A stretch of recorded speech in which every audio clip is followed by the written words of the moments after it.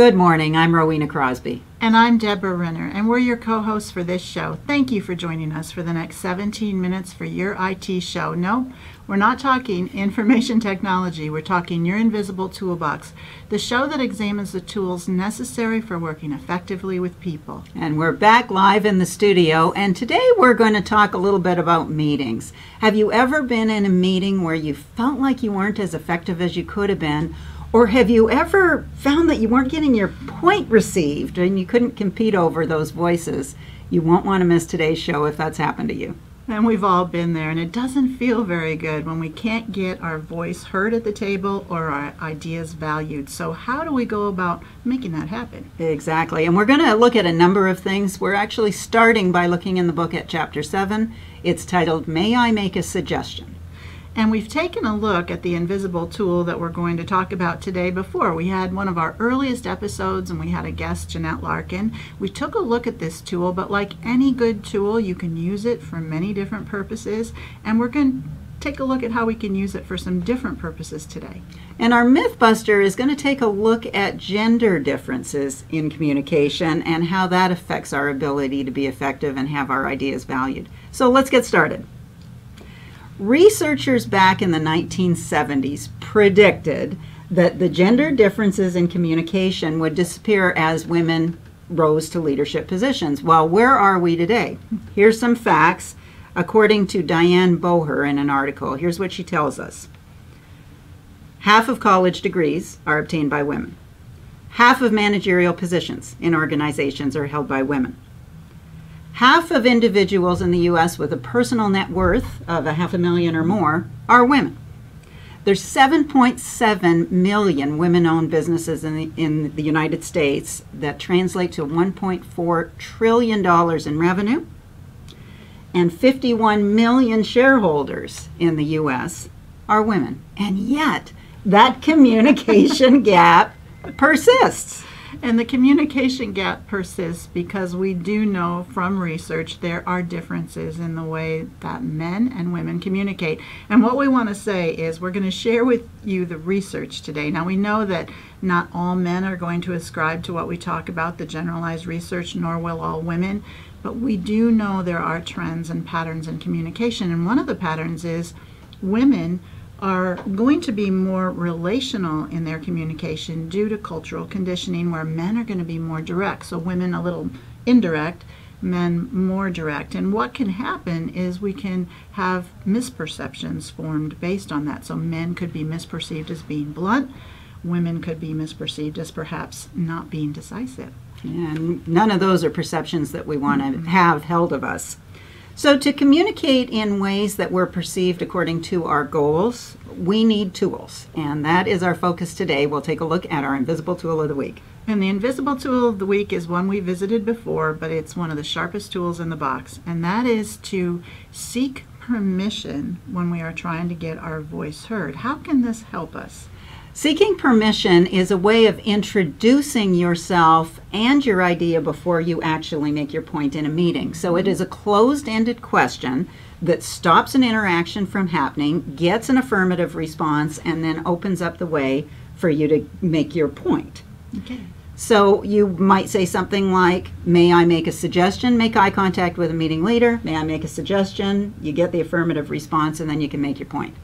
So it kind of get a psychological agreement with people because they're going to say in their mind, of course. Yes. Then it's quiet. Then you have the floor and your idea goes out at a time when it's not competing with other ideas, but can actually be considered and hopefully valued. So it could be, may I make a suggestion, or may I add to the discussion, or may I give another view. It doesn't matter really what that is, as long as it is that point where it's going to stop the conversation, get the agreement, and then make your point. And then you're not talking over other voices in the meeting. And beyond just getting to make your own point, there's a lot of benefits to this. You can also use the permission-seeking question to build rapport and collaboration in a meeting. So you could say to someone else in the meeting, can I tell you what I love about your idea? Or can I build on something that you just said? Well, can I build on what you just said? You can. Those are great ways to be able to affirm people and validate them, which When we do that, reciprocity is they will validate us as well. But I can see where the permission-seeking question used positively is going to be really effective. But if we use it negative, if I disagreed with someone and said, may I tell you why that idea is never going to work, that's not going to work in the same way. And that, unfortunately, is the way we see permission-seeking questions used most commonly. Once you become aware of this, you'll notice it, and you see people saying things like, can I tell you why that won't work? And that's not what we're talking about. We're talking about using it positively. And when we do use it positively, we do have a way to get in the conversation. We also have a way to get in the conversation in a fashion in which our idea is going to be heard and valued. And that's really important in meetings. It's important to all of us. Well, this is the segment of the show that we call Your Development Challenge, and it challenges you to challenge a habit that you might have and see if you can change things up. Today, we're going to take a look at how to manage ourselves more effectively in meetings. It's pretty interesting because they say in middle management, 35% of our day, our work day, is in meetings. If we're in upper management, 50% of our work day is probably meetings or more so. If that's the case, we really want to leverage that time in meetings to make sure that we are contributing in the most effective way possible. And we imagine a number of you are nodding your head and saying, oh yes, somewhere between 35 and 50% of my day is spent in meetings. And if that is true, we definitely want to leverage it. The permission-seeking question will help us in getting our ideas across, but there's so many other things we can do for meeting effectiveness. And in our development challenge, we're going to take a look at some of those. And it's interesting because these things are very unconscious and they're operating, but we don't often realize it. And the first one to think about is seating, where we sit. Many times if we think there's going to be an issue with someone in a meeting, we tend to sit across the table from them. That is such a natural, unconscious thing for us to do, is to try to get some distance if we think there's going to be a problem. And yet what research says is the person you're most likely to argue with in a meeting is the one seated across from you, because that's direct eye contact and it can be confrontational. So if you can control where people sit, you're going to want a friend in that place. We know the person you're least likely to argue with in a meeting is the one seated next to you, because it's tougher to get eye contact with someone you're seated next to and they may be in your personal space. But the best form of eye contact in a meeting for collaboration and sharing ideas is a 90-degree angle. If we can get that 90-degree angle, we can even share materials more easily if need be. Absolutely. And you know, think about lunch meetings you have in restaurants, how often we sit across the table. And if we would sit at that 90-degree angle, it's more collaborative. Absolutely. Another facet that we oftentimes are unconscious to is our posture, and our posture is going to broadcast how we feel about being in the meeting, how we feel about those around us, and actually how we feel about ourselves. Absolutely. It communicates a lot, and we tend to think that the only time we're communicating in a meeting is when we're speaking, but actually we're communicating through the entire meeting with our nonverbal messages. And if we can improve our posture, sit up straight, we're communicating that the people in the meeting are valuable, that the meeting itself is valuable. And there's some fascinating research that says we're actually communicating to ourselves that we're value and we'll be able to improve our own self-worth. Unfortunately, we tend to posture ourselves for our own comfort, and that can often give off a negative message. We want to keep our posture open, and we want to keep our hands above so we can gesture as we talk rather than putting them on our lap, which is what everybody tends to do when they sit down at the table. Oh, it's so natural. Start watching for this in meetings and you'll notice people put their hands in their lap. And yet our graduates of impact courses are always amazed to hear that the palms of the hands communicate trust almost more than anything else. I think it dates back to the Middle Ages, where we can see you don't have a weapon, so it's kind of horrifying that we're still carrying around those thoughts. So keep the hands tabletop, keep them open, and broad gestures. It's so important. Another thing that we have that's a factor in how we are communicating nonverbally are the chairs that we sit in. We have such great chairs these days. They rock, they roll, and if we're communicating our message and we're moving, or if we're listening to someone and we can't stay still, that's not going to give off a positive impression as well. We want to stay still because that communicates a poise and a confidence. Exactly. And finally, in the development challenge, let's talk a little bit about the stuff you arrive with. So your devices, your briefcase, your padfolio, your pen, all of those send messages about you. They do. Research tells us that people will equate our credibility with the condition of the things that we bring in as accessories. And so we want to take a look at our notebook or a Padfolio. What condition is it in? Is it clean? We have a nice pen with us? Those are the things that people will form impressions on our credibility. Even though it doesn't relate to our credibility, that's where the impressions are formed. It's visual. That's the messages that we're sending. People size us up by what they see. So this week we invite you to log the amount of time you spend in meetings. You might be alarmed to find out how much that is, and that'll encourage you to want to really maximize that time on using the permission-seeking question when you're trying to get your ideas across, and then consider some of these other meeting things that we've talked about.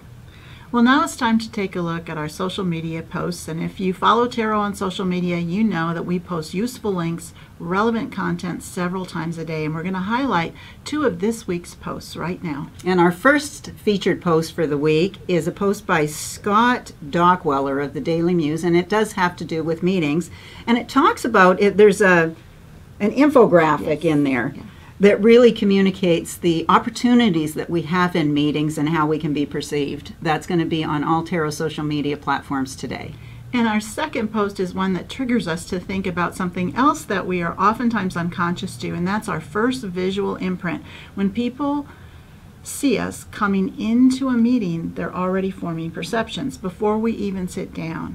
And so we're going to highlight a Tero Tips video that actually was done by Maureen Berger, who was our guest on last week's show, and it's called How to Make a Powerful Entrance. And it is important that the first visual imprint is a positive one, because people are already in 2 seconds sizing us up. Exactly, and that's a really good use of 2 minutes. I think that's on Thursday. That's blasted. It is on Thursday.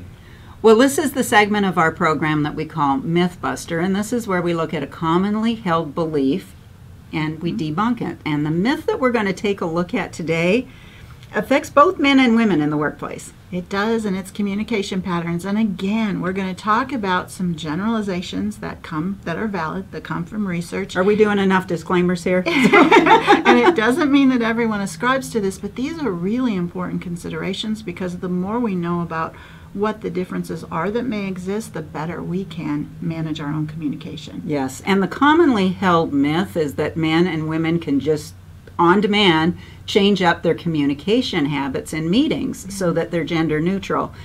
The programming, the unconscious programming, the cultural programming between the sexes does make that difficult. There are some tools, but we have to consciously choose to use them. So if we don't debunk the myth, we may not be able to really discriminate what those differences are. So let's take a look at some of them. And the first one is to be aware, whether you're male or female, of how much space you're taking up at the table and how much time you're taking up talking in the meeting. And some of you have seen in the popular press this whole theme of man spread, and we laugh when we see that on the news, but there's actually a great insight for all of us in the workplace. Now, it's rude when you're taking up an awful lot of space in the subway and you're intruding on the space of your fellow passengers. But think about the messages that it sends. It really communicates a sense of power and importance. And often women minimize their size in meetings, and that's sending a message. And men often are being a little intrusive in their body language. Yes, just even how you place your things on the meeting table to be able to take up appropriate space, not get in someone's space, but actually for men and women to take up appropriate space, and not putting those hands on the lap, because that does minimize our size. And if we are perceived as having a larger presence, we're actually perceived as being more credible. Yes, and that's what all of us are interested in doing. Women tend to, from research we know, analyze out loud or process out loud. And men, generally, from research we are told, will process more internally. And there's nothing wrong with either way of processing ideas. We just want to make sure we communicate what's happening. So if I'm wanting to process something out loud, I want to make sure that I tell people, you know, this idea isn't fully formed, but I'd like to discuss it. And if I'm a male and I'm processing internally, I might just want to say, you know, I need to think about this before I want to respond to it. Yes, and a great way to use the permission-seeking question. May I think out loud for a minute? And that'll let people know you're not married to the ideas. Or may I have a moment to just really reflect on this? We'll alert people to what you're doing. Now, as leaders, women tend to seek consensus, whereas men seem to favor hierarchy. That's a difference in the genders as well. Yes, that's a difference we see in communication patterns. And women are culturally conditioned to be very relational. And so oftentimes in decision making, we'll want to get the decision from everyone and get everyone's input, where men might think if there's a decision maker in the room, let's just make the decision and move on. Not right or wrong, just very different. I love this next one, and it speaks to how we listen. Women tend to nod their head when they're receiving information. It doesn't mean they're agreeing with it, but that's the message. People think they are. And men can tend to be very still and looking silently at someone when they're taking in information, and it can oftentimes give off the feeling that they're not taking it in or they're not listening. Yes, you're not listening to me, and so we're creating misperceptions there. Well, we're moving into a new segment of the program that we call Recommended Resource. If you are as enchanted with some of this information, particularly around the nonverbal communications as we are, there are a number of Tero workshops that are a fit, and you may not know which one to choose. So if you're looking to build your communication skills, impact how to speak your way to success, shows us how to effectively present ourselves in the world, there's 2 programs that we offer that are around interacting with others. Influence, how to achieve winning outcomes, and Beyond Compromise, a better way to negotiate. And if you liked what you heard about the permission-seeking question, that's just one type of question that's included in our outcome-driven selling class. And whether you're in sales or not, we're all selling our ideas. There are 6 different types of questioning techniques that you learn in that class that are so helpful in being able to test thinking, guide thinking, and really navigate a conversation. Absolutely. So for information about that, run out to the Tero website at tero.com. Well, thanks for joining us today. If you missed any portion of the program or you want to share it with others, you'll find the entire program loaded up to Tero's YouTube channel. Join us again next Monday morning at 9:03, where we'll explore another tool in your Invisible Toolbox. And now it's your turn. We welcome your ideas for future shows and programs. You can email your ideas to ideas@yourinvisibletooolbox.com and join us out on your favorite social media platform. Check out the posts we talked about today, and we're also on Instagram. And we'd like to give a thank you to our cameraman and director, Kyle Plummer. And thanks to all of you for joining us. And that's a wrap.